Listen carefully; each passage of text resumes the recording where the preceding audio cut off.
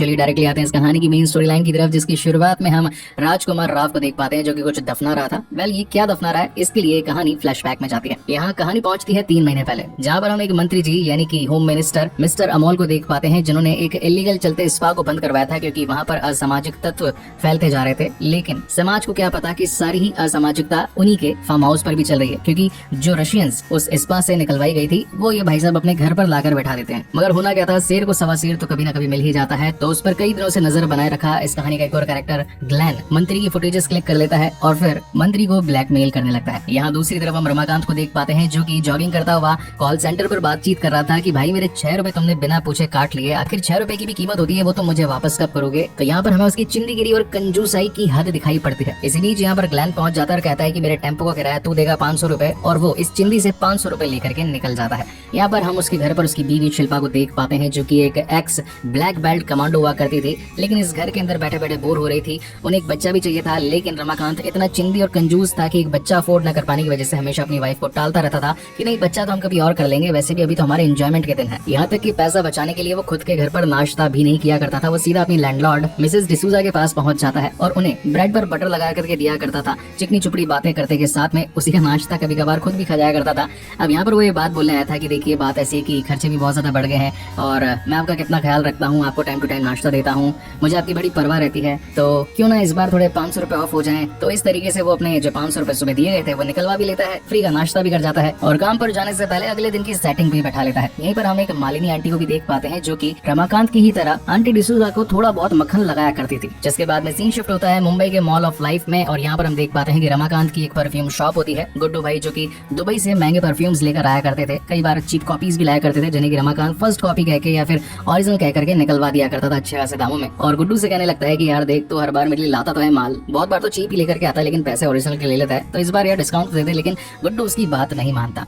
जिसके बाद में शाम हो जाती है और शिल्पा सीधा उसकी शॉप में पहुंच जाती है और बताती है कि आज मेरे गुरुजी की बेटी की शादी है, तो हमें उनकी शादी में चलने के लिए एक अच्छा सा गिफ्ट लेना होगा, तो चलो फटाफट से रेडी हो जाओ। मगर चालाक रमाकांत पैसा बचाने के लिए अपनी ही शॉप का एक छोटा सा टेस्टर एक बड़े से पैकेट में पैक कर देता है। लेकिन शिल्पा ये बात समझ जाती है, उसे बहुत ही गुस्सा आता है कि आखिर तुम इतने चिंदी कैसे हो सकते हो, वो मेरे गुरुजी हैं, उन्होंने मुझे कुंफू सिखाया है, कराटे सिखाया है, मैं उनके साथ इस तरीके से नाइंसाफी नहीं कर सकती, हमें कोई अच्छा बड़ा गिफ्ट उन्हें देना ही होगा। देन वो एक इलेक्ट्रॉनिक शॉप पे पहुंचते हैं और एक 499 का टोस्टर खरीद लेते हैं, यानी कि ऑलमोस्ट 5000 का। मगर इन बातों से रमाकांत का दिल तो बेचारा टूटा ही जा रहा था क्योंकि इतना खर्चा वो अफोर्ड नहीं कर सकता। जिसके बाद में जब वो शादी में पहुंचता है तो एक की जगह 2-2 प्लेट खाना खा लेता है और ये भी कहता है कि अरे ज्यादा डाल, 7000 का टोस्टर गिफ्ट किया है। यानी कि यहाँ पर भी बातों में बड़ा चढ़ाकर कहना रमाकांत की फितरत में था। नेक्स्ट डे एक बहुत बड़ा पंगा हो जाता है। शिल्पा को एक खबर मिलती है कि जिस शादी के अंदर वो कल गए थे वो शादी कैंसिल हो गई है, यानी कि शादी वाले घर पर तो अकाल टूट पड़ा होगा। लेकिन रमाकांत को ये चिंता नहीं सता रही थी, उसे तो मन में ये डाउट था कि जो गिफ्ट उसने इतना मोटा 5000 का दिया, क्या वो अभी भी उनके घर पर है या नहीं। तो इसीलिए वो सिंपैथी दिखाने के लिए गुरुजी के घर पर पहुंच जाता है और कहता है कि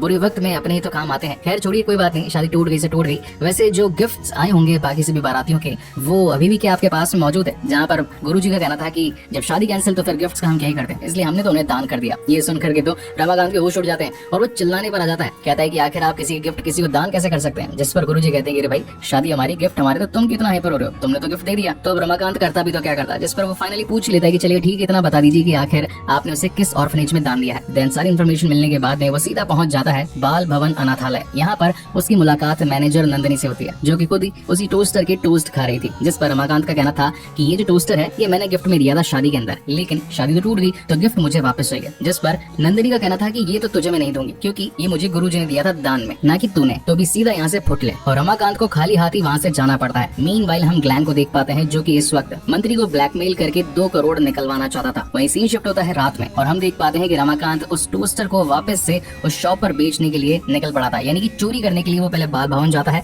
वहाँ से अपना टोस्टर उठाता है, यहाँ तक कि कंजूसी गिरी में बेचारे बच्चों की 2 बिस्किट के पैकेट भी उठा लेता है और बड़ा ही खुश होकर के अपने घर आने लगता है। लेकिन उसे याद आता है कि मुझे चोरी करते वक्त कुछ लोगों ने देख लिया था, तो अगर वो मेरे घर पर तलाशी लेंगे तो मैं पकड़ा जाऊंगा, इसलिए वो इस टोस्टर को अपने लैंडलॉर्ड के घर पर छिपा देता है। नेक्स्ट मॉर्निंग जब वो नहा रहा होता है कि तभी उसके घर पर पुलिस पहुंच जाती है। पुलिस का बताना था कि कल रात तुम्हारे जैसे देखने वाले एक शख्स ने बाल भवन में यानी कि ऑर्फनेज में चोरी करी, टोस्टर ले भागा, इसी के साथ में बेचारे बच्चों के 5-5 रुपए के 2 बिस्किट के पैकेट भी ले भागा। लेकिन रमाकांत सफाई देते हुए बताता है कि मेरा इसमें कोई हाथ नहीं है, आप चाहे तो घर की तलाशी ले सकते हैं। जिस पर पुलिस वाले पूरे घर की तलाशी लेते हैं लेकिन उन्हें टोस्टर कहीं नहीं मिलता। शिल्पा भी गुस्से में आ चुकी होती है और वो पुलिस वाली से कहती है कि नेक्स्ट टाइम अगर आओ तो बिना वारंट के घर में मत घुसना। हालांकि उनके चले जाने के बाद में शिल्पा पूछती भी अपने हस्बैंड से कि क्या सचमुच चोरी तुमने करी, लेकिन रमाकांत रमाकांत मना कर देता है और बोलता है कि नहीं यार, ऐसे टोस्टर की चोरी वगैरह मैं करूंगा क्या? हाँ मैं जानता हूँ कि उसके चले जाने का दुख मुझे बहुत है, लेकिन मैं ऐसा घटिया काम नहीं कर सकता। दूसरी तरफ आंटी डिसूजा अपने बेटे ग्लैन को कहती है कि मेरा टोस्टर खराब हो गया है, काफी दिन से चल नहीं रहा है, तो जाकर मार्केट से उसे ठीक करवा लिया। तो अब ग्लैन जो कि नशे की हालत में था, वो गलती से नया वाला टोस्टर उठा ले जाता है जो कि रमाकांत का था। इसी वक्त ग्लैन को एक नेगोशिएटर का फोन आता है और वो कहता है कि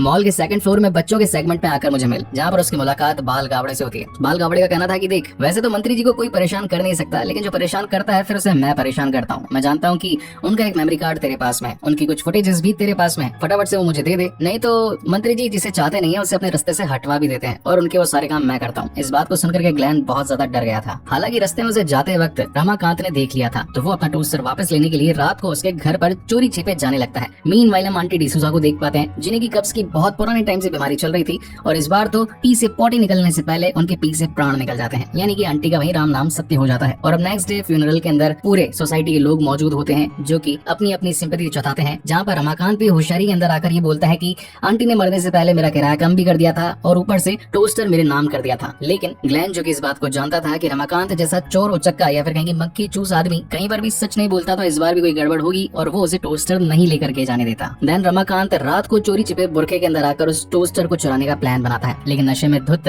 ग्लैन को लगता है कि ये उसकी माँ होगी जो कि उससे आखिरी बार धरती छोड़ने से पहले मिलने के लिए आई थी।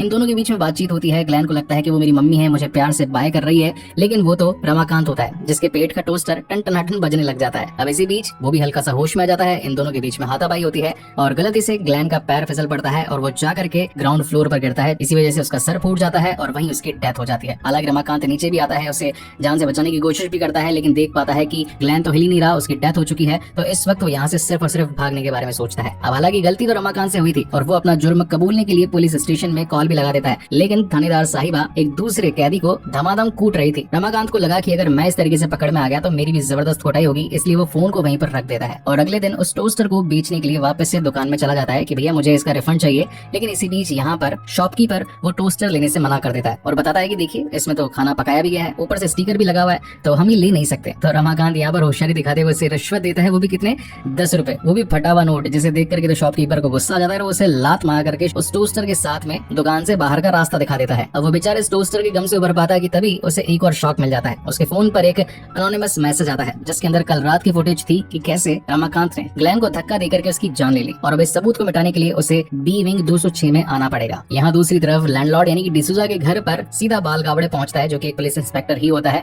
और वो ग्लैन की मौत को बहुत ही बारीकी से इन्वेस्टिगेट करने लगता है कि आखिर उसके पास जो मेमोरी कार्ड पड़ा था क्या वो घर में ही है या फिर कहीं और छिपा हुआ है, क्योंकि वो मेमोरी कार्ड मिलना बहुत जरूरी था। हालांकि मेमोरी कार्ड तो उसे नहीं मिलता, लेकिन एक बहुत ही खास चीज उसके नोटिस में आ जाती है कि जिस वक्त बाल गावड़े और ग्लैन उस शॉपिंग मॉल में मिले थे तो हाथ में टोस्टर बिल्कुल नया था और पिचकू का टैग भी लगा हुआ था, मगर इस बार घर के अंदर पुराना टोस्टर पड़ा है, यानी कि कोई तो गुत्थी थी जो कि टोस्टर से रिलेटेड थी। यहाँ मंत्री का फोन पे फोन आने लगता है और वो कहता है कि बाल गावड़े अगर तूने मुझे जल्द से जल्द वो वीडियो डिलीट करवा करके नहीं दिया या फिर वो मेमोरी कार्ड नहीं ढूंढा तो ध्यान रख लेना अगली बारी तेरी होगी, मैं तुझे डिलीट करवा दूंगा। लेकिन ये सारी बातें पीछे से खड़ी होकर के शिल्पा सुन लेती है और उसे पता चल जाता है कि बाल गावड़े किसी एक खास मेमोरी कार्ड के पीछे लगा हुआ है। यहाँ सीन रमाकांत पर शिफ्ट होता है जो कि रात को अपने सारे सबूत मिटवाने के लिए सीधा बी विंग 206 में पहुंच जाता है जो कि था मालिनी आंटी का घर। लेकिन इस बार उनके घर में तो अलग ही रौनक छा रखी थी। मालिनी आंटी तो मानो मेनका सी बन चुकी थी, अपना पूरा गेटअप चेंज कर दिया था। वैसे ये अर्चना पूरन सिंह ही है जो कि अपने कपिल शर्मा शो में आती है। इनका बदला रूप देख करके रमाकांत पूरा हिल चुका था। आंटी जी का कहना था कि देख गुनाह तो तूने किया है, अब इस गुनाह की सजा भी तुझे जरूर मिलेगी। जहाँ पर रमाकांत कहता है कि ठीक है अगर आपको टोस्टर चाहिए तो वो भी आप रख लो, थोड़े बहुत पैसे भी रख लो, लेकिन मुझे यहाँ से जाने दो,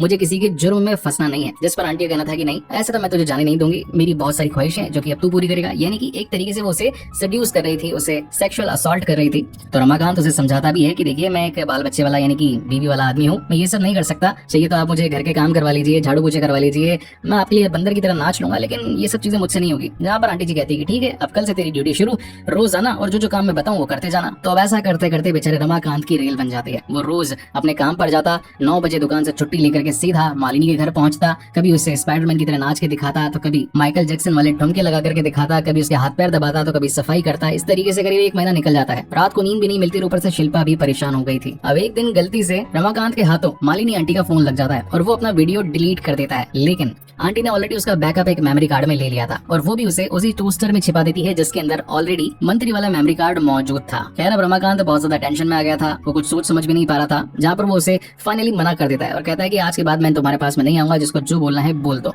तब यहाँ पर आंटी कहती है कि ठीक है, तूने मेरा इतना साथ दिया है, इतने मेरे काम किए, तो मैं तेरे लिए एक सिफारिश तो कर ही सकती हूँ। चल ठीक है, मैं तेरी बीवी को कुछ भी नहीं बताऊंगी, मगर उसके बदले मुझे 50 लाख रुपए चाहिए। अब जिस आदमी से 5,000 नहीं निकलते, उससे एक साथ में 50 लाख का अमाउंट सुन करके तो शौक ही लग जाता है। तो वो बेचारा गन के अंदर शॉप पर बैठा रहता है कि तभी उसका गुड्डू भाई दुबई वाला आता है, जिस पर रमाकांत कहता है कि यार मैं एक बहुत बड़ी प्रॉब्लम में फंस गया हूं, मुझे किसी अंडरवर्ल्ड के आदमी की जरूरत है जो कि मेरे लिए किसी को चांद से टपका दे। जिस पर गुड्डू उसे एक कार्ड देता है और बोलता है कि रात को 11 बजे इस क्लब में आकर इस बंदे से मिल लेना, जबकि वो बंदा रात को खुद ही होता है। गुड्डू को कहना था कि सुबह परफ्यूम वाला और रात को ठोकने वाला। बता मेरे दोस्त, तेरे लिए मुझे क्या करना पड़ेगा। जिस पर रमाकांत बताता है कि वो जो आंटी है उसने मुझे ब्लैकमेल करके रखा है, तो सीधा जाकर उसे मेरे रास्ते से हटा दे। तो ये लोग प्लानिंग बना करके जाते हैं आंटी को टपकाने के लिए, मगर ये पास से पलट जाते हैं क्योंकि आंटी ने सीधा गुड्डू को ही टपका दिया था। हालांकि थोड़ी देर के बाद में रमाकांत के पास मैसेज आता है कि बुड्ढी टपक गई है, सीधा रूम के अंदर आ जा। लेकिन जहाँ रमाकांत खुश होकर के पहुंचा था, उसे पता चलता है कि आंटी नहीं, मेरा दोस्त टपक गया है। और अब इस बॉडी को ठिकाने लगाने के लिए आंटी उसे एक अम्यूजमेंट पार्क में ले जाती है। और जो शुरुआत में हमने सीन देखा था कि हमारे राजकुमार राव यानी कि रमाकांत जी कुछ खोद रहे हैं, तो बेसिकली यही था कि गुड्डू की बॉडी को दफना रहा था। जहाँ पर रमाकांत पूछता भी है कि आप इतना श्योर कैसे हो कि इस बॉडी के बारे में किसी को पता नहीं चलेगा। जिस पर मालिनी का कहना था कि अब मैं क्या ही बताऊं तुझे, मैंने मेरे पति को भी यही गाड़ा था आज से 30 साल पहले, क्या उसकी खोज खबर आज तक पुलिस को लगी नहीं ना, तो फिर इसके बारे में किसी को कैसे पता लगेगा। यहाँ नेक्स्ट मॉर्निंग नंदिनी पहुंच चुकी होती है पुलिस स्टेशन और रमाकांत के खिलाफ पुलिस कंप्लेंट कर देती है और बताती है कि मेरा टोस्टर इसी ने ही चुराया है। तो बाल गावड़े आकर के सीधा रमाकांत को पकड़ लेता है और कहता है कि अब तो तू चल मेरे साथ में। बाल गावड़े को ये लग रहा था कि उस टोस्टर में कुछ तो है जो कि ग्लैन भी छुपा रहा था और अभी रमाकांत भी छुपा रहा था, तो साले को रमाकांत को पकड़ो और मुझे मेरा टोस्टर भी मिल जाएगा और साथ में वो वीडियो भी मिल जाएगा। लेकिन तभी बीच में मालिनी आंटी आ जाती है और कहती है कि आखिर तुम किसी शरीफ को एक छोटी सी चीज के लिए परेशान कैसे कर सकते हो। टोस्टर कितने का था? 5,000 का। लो मैं 6,000 नंदिनी को दे डालती हूँ, केस खत्म। तो प्रॉब्लम भी सॉल्व। और अब बाल गावड़े को रमाकांत को न चाहते हुए भी छोड़ना पड़ जाता है। अब यहाँ पर रमाकांत आंटी को थैंक यू बोलने के लिए आया था, लेकिन आंटी ने कहा कि नहीं, थैंक यू से काम नहीं चलेगा, मैं तो तुम्हारे बच्चे की माँ बनने वाली हूँ। रमाकांत कहता है कि अरे झाड़ू पोछा लगाने डांस करके दिखाने से क्या कोई लेडी प्रेग्नेंट हो जाती है। लेकिन आंटी को कौन ही समझाया कि वो उसका सिर्फ एक ख्याली पुलाव था। अब कुछ भी हो, या तो रमाकांत आंटी से शादी कर ले और या फिर उसे 50 लाख रुपए दे। अब इस गंभीर सिचुएशन से निकलने के लिए बेचारा वो मंदिर पहुंचता है, भगवान से गुहार लगाता है कि कोई तो सोल्यूशन दो, मगर पीछे से उसकी ये सारी बातें बाल गावड़े सुन लेता है और अब तो बाल गावड़े उससे सारा सच पूछता है। जिस पर रमाकांत को बताना पड़ता है कि जी हाँ, मैंने एक टोस्टर खरीदा था, लेकिन वो ग्लैन के टोस्टर के साथ एक्सचेंज हो गया, जिसके बाद में ग्लैन के यहाँ से वो टोस्टर मालिनी के पास पहुंच गया और अब मालिनी मुझे ब्लैकमेल कर रही है। तो अगर तुम्हें टोस्टर चाहिए या फिर वो जो रिकॉर्डिंग चाहिए, वो सब कुछ मालिनी के घर पर मिलेगी, लेकिन उसके पहले मालिनी को टपकाना पड़ेगा। बाल गावड़े कहता है कि ये तो मेरे लिए बच्चों का खेल है। वो भी उसे टपकाने के लिए पहुंचता है, मगर यहाँ पर भी पासा पलट जाता है। थोड़ी देर बाद में रमाकांत के पास मैसेज आता है कि बुड्ढी टपक गई है, सीधा 206 में आ जा। लेकिन यहाँ पर बुड्ढी नहीं, सीधा बाल गावड़े ही टपका मिलता है और अब उसकी भी बॉडी को ठिकाने लगाने के लिए वही अम्यूजमेंट पार्क चुना जाता है। हालांकि खड्डा खोदते वक्त रमाकांत ने देख लिया था कि जिस टोस्टर के पीछे इतनी सारी मगजमारी चल रही है, वो भी यहीं पर एक खड्डे में दफन है, इसलिए वो उसे साइड में कर देता है। लेकिन इतने में ही बाल गावड़े उठ खड़ा होता है, क्योंकि वो मरा नहीं था, जस्ट बेहोश हुआ था। अब इनके बीच में काफी सारी हाथापाई होती है, बहुत सारी कॉमेडी भी होती है। एक तरफ जहाँ पर मंत्री भी पहुंचने वाला था, वहीं दूसरी तरफ यहाँ शिल्पा भी पहुंचने वाली थी अपने पति का राज जानने के लिए कि आखिर वो घर पर इतना लेट क्यों आता है। एंड यहाँ पर अगेन बहुत सारी कॉमेडी आती है, लेकिन मैं डायरेक्टली कंक्लूजन पर बात करता हूँ। इन सभी की हाथापाई में गोलियां चल जाती है, बाल गावड़े वहीं पर टपक जाता है और अब बारी थी मालिनी आंटी की, जिसे की शिल्पा और रमाकांत साथ मिलकर के मजा चखा देते हैं। हालांकि मालिनी आंटी का पैर फिसल जाता है और वो नीचे गिर के खुद ही मर जाती है। और रहा बचा सवाल उस मेमोरी कार्ड का, तो एक मेमोरी कार्ड तो बाल गावड़े के साथ ही दफन हो गया था और दूसरा मेमोरी कार्ड मंत्री खुद ही खा जाता है। और अब तो जब शिल्पा को भी सारी बातें पता चल गई थी, तो वो भी रमाकांत को अपना लेते हैं और इनकी एक again happily married life start हो जाती है। लेकिन कहते हैं ना कि कुत्ते की दुम कभी सीधी नहीं होती है। और वही रील्स जो कि हमने कई बार इंस्टाग्राम और फेसबुक पर देखी थी कि वाइफ अपने हस्बैंड को बोलती है कि आज कहीं अच्छा लंच करने चले, तो वो उसे गुरुद्वारे ले जाता है। लेकिन जैसा कि मैंने आपको बताया कि हर शेर को एक सवा शेर मिलता ही है, तो यहाँ पर उससे भी बड़ा चिंदी उसकी दुकान पर पहुंच करके बोलता है कि सबसे महंगा परफ्यूम कितने का तेरे पास में? 25-30 हजार का? चल ठीक है, 6 रुपए का लगा दे। जहाँ पर रमाकांत उसकी फोटो भी ले लेता है ताकि उसे पता तो चले कि इस दुनिया में और कितने चिंदी है। क्या कहीं आपके कोई दोस्तों में तो ऐसा कोई चिंदी नहीं? अगर है तो प्लीज कमेंट से मुझे जरूर बताइएगा। और